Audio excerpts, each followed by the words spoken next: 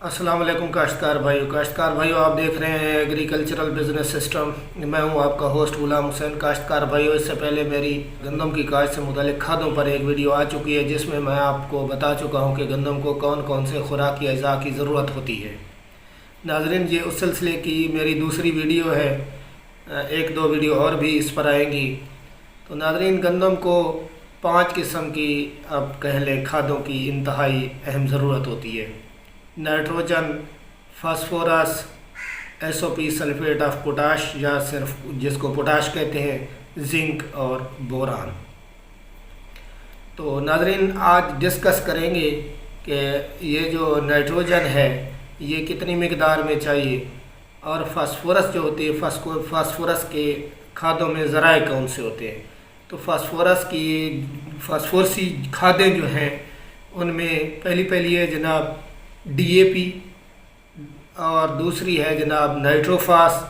इसके अलावा एक एसएसपी यानी सिंगल सुपर फास्फेट भी होती है, एक टीएसपी यानी ट्रिपल सुपर फास्फेट भी होती है। Potash, SOP, sulphate of potassium को कहते हैं, और जिंक और बोरान। तो नाज़रीन, यह फास्फोरस के चूँकि खादों में 4 इसकी ज़राए हैं, 4 इसकी अक़साम हैं, डीएपी, नाइट्रोफास, एसएसपी और टीएसपी। तो आज हम ये डिस्कस करेंगे कि ये फास्फोरस को हमने कितने फार्मूलों से डालना है। तो सबसे पहले फार्मूला नंबर 1 की बात कर लेते हैं।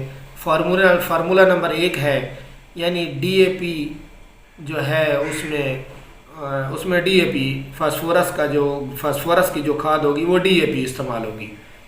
तो डीएपी की नाज़रीन, ये पहले भी मैं आपको बता चुका हूँ, दोबारा मैं बार बार बताना चाहता हूँ कि अक्सर हमारे यहाँ रिवाज है 1 एकड़ में 1 बोरी डीएपी डालने का।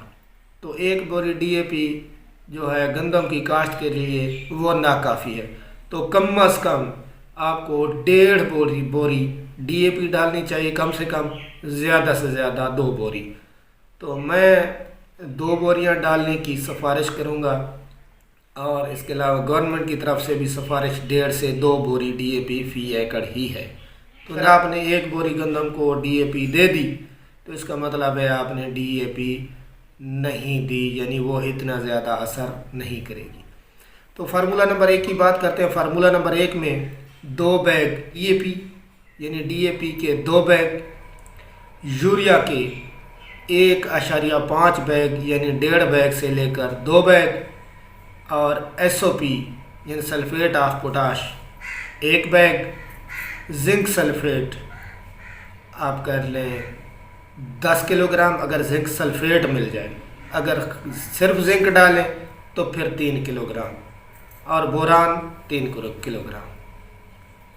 अब एक दूसरे फार्मूले को बहस करते हैं जिसमें एक काश्तकार के पास डीएपी नहीं है, या उसका जो दुकानदार है उसके पास डीएपी नहीं है, या उसको डीएपी किसी वजह से भी नहीं मिल रही, और उसको मिल रही है एनपी यानी नाइट्रोफास, या वो आज खुद नाइट्रोफास डालना चाहता है।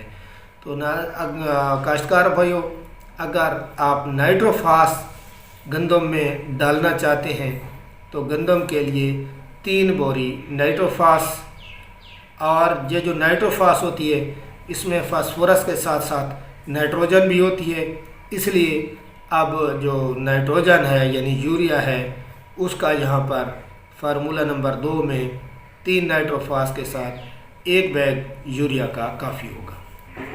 जिंक सल्फेट वही 10 किलोग्राम, अगर खाली सिर्फ जिंक डाल रही है तो फिर 3 किलोग्राम, और बोरान भी 3 किलोग्राम ही डालेंगे। ये दूसरा फार्मूला हो गया। क्या? 3 बोरी नाइट्रोफास, 1 बोरी यूरिया, 10 किलो जिंक सल्फेट और 3 किलो बोरान। तीसरा फार्मूला है, यानी एक काश्तकार है जिसको ना डीएपी मिल रही है ना नाइट्रोफास मिल रही है, या वो किसी भी वजह से अपनी गंदम के फील्ड में डीएपी और नाइट्रोफास इस्तेमाल नहीं करना चाहता, वो चाहता है कि मैं टीएसपी यानी ट्रिपल सुपर फास्फेट का इस्तेमाल करूं।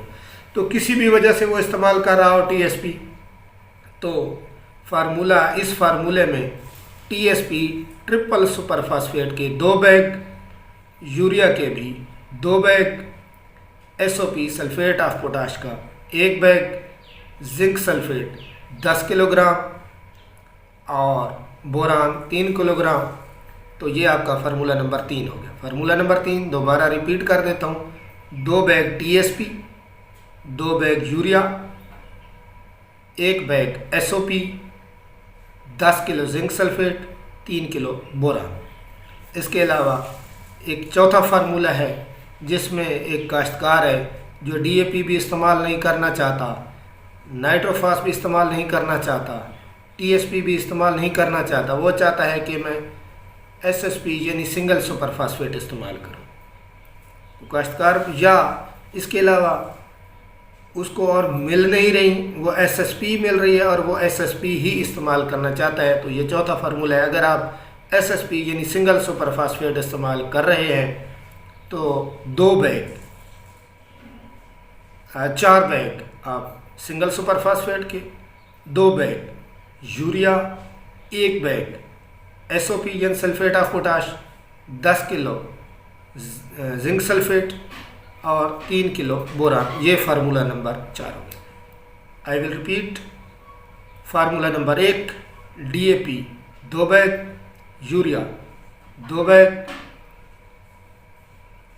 اور S O P 1 bag, zinc sulphate 10 kilo gram, boron 3 kilo gram. Formula number 2 نائٹروفاس 3 bag, urea 1 bag, S O P 1 bag, zinc sulphate 10 kilo gram, boron 3 kilo gram. Formula number 3 2 bag T S P, 2 bag urea, 1 bag S O P, 10 kilo zinc sulphate, 3 kilo boron.